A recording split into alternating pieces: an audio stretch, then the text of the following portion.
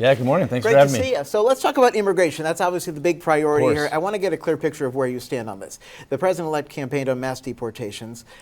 Your Republican colleague Chip Roy also mass deportations. He even went as far as saying stop legal immigration until you figure out the illegal part of it. Where are you on this? Yeah, I 100% support President Trump's mass deportation of convicted criminal aliens. That's exactly what we need to do.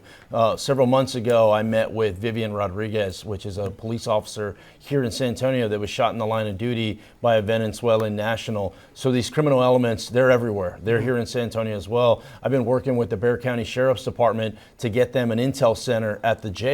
So this issue is very real. I worked very hard to get ICE to give me empirical data. There's over 600,000 convicted criminal aliens. That's where we need to start. You're hearing the same thing from President Trump, Tom Homan, who's going to be coming in as his board czar, Mike Johnson, and myself. So we're very united in this case. Are you looking at deporting just criminals or something broader? Because you have said that mass deportations would hurt the country.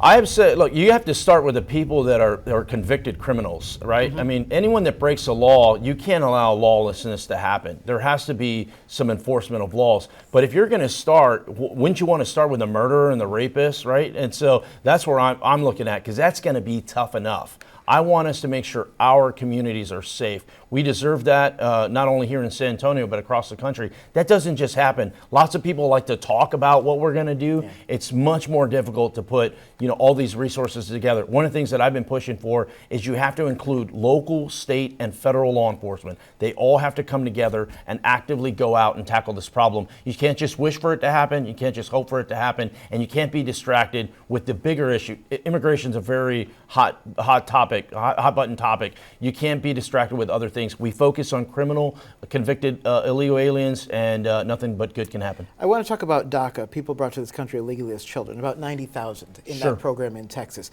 We know Republicans have talked about ending that program. There's an appeal happening in the Texas appeals court now. What's your take on it? Should the program go away, and what should happen? If so, what should happen to those 90,000 people? Yeah, I feel really bad for the DACA recipients, because they're toast. They're stuck in this whole chaos. These millions of people that have come over in the Biden administration, in many cases, has put DACA recipients and those in previously in the same boat. People don't look at it any different anymore. So step one is really getting back to securing the border. We have to stop the people that are coming in. Right now in Eagle Pass, the numbers are through the roof. They're gonna continue that for the next couple of weeks up until the new administration comes in. So a lot of people are frustrated with about why aren't we enforcing our laws? Now it gets complicated very quickly, and it's unfortunate to so many different people, but we have to enforce our laws. I want to talk about the president-elect's cabinet. We know Matt Gaetz is out as Attorney General. Still some very controversial nominees. Pete Hegseth at the DOJ, Tulsi Gabbard at DNI. The final decision, of course, rests with the Senate. They're going to be voting on what to do here. But given the controversy of these nominees, do you think it gets in the way of all the work that the president-elect says there is to do?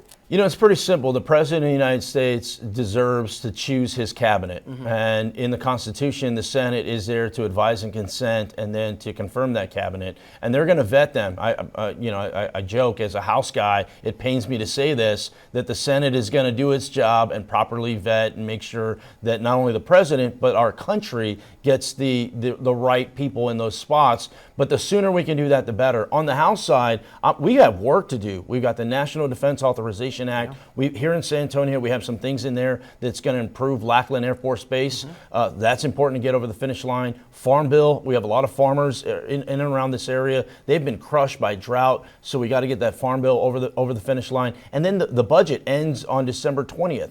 So we will likely punt that for a month or two, because Congress loves to punt, right? They don't like going deep or making first downs. They love to punt. Month. Punt. Yeah, exactly. So there's a lot of real work that needs to happen that in many cases is pushing it all to early next year. We want to get all these things done. It's going to be difficult. Once again, it's where we need to be laser focused on what and how we're going to accomplish these goals. So with that in mind, you're going back to Congress for the 119th Congress here. A lot to do. You say, what's the first thing on your agenda? It really is securing the border. I mean, it really is securing the border. You go to Eagle Pass right now, which I will be here soon. All you're going to see is hundreds of people coming over, and people's lives. It's turned upside down. You have to start there. You have to stop the bleeding. And I've been pushing. You surge immigration judges to the border, and you get people's cases heard in days, not years. What I don't want to have happen is people with legitimate claims, people that are doing it the right way, people that legitimately follow our laws, get put in the same category as these hardened criminals. I've worked very hard to separate those two. All right. Representative Tony Gonzales. Awesome. Great to see Thank you. Appreciate it. Yes. All right, Ashley, over to you.